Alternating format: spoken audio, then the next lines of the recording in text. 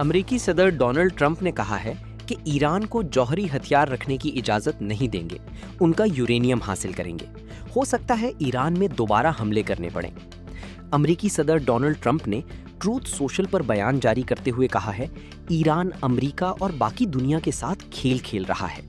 ताखीर, ताखीर और ताखीर, ये खेल ईरान 47 साल से खेल रहा है। ट्रंप ने कहा कि ईरान ने आखिरकार उस वक्त बड़ी कामयाबी हासिल की जब बाराक ओबामा सदर बने।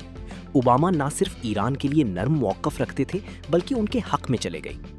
अमरीकी सदर ने इल्ज़ाम आयद किया कि ओबामा ने ईरान को दोबारा ताकत और इस्तेहकाम हासिल करने का बड़ा मौका फराहम किया। ओबामा दौर में सैकड़ों अरब डॉलर और 1.7 अरब डॉलर नकद रकम तैयारों के जरिए तेहरान भेजी गई। ये इतनी बड़ी रकम थी कि जब वो वहां पहुंची तो ईरानी खुद भी नहीं जानते थे कि इसका क्या करें। ईरानियों ने इस तरह पैसे कभी नहीं देखे थे और ना ही आइंदा कभी देखेंगे। ट्रंप ने कहा कि ईरान को सबसे आसान शिकार मिल गया था, जो एक कमजोर और नादान अमरीकी सदर की सूरत में था। उन्होंने कहा कि ओबामा अमरीका के लीडर के तौर पर एक तबाही थे, लेकिन स्लीपी जो बाइडेन जितना बुरा नहीं थे।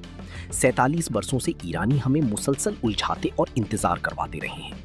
ईरान ने हाल ही में 42,000 बेगुनाह और गैर मुसल्लह मज़ाहिरीन को हलाक किया।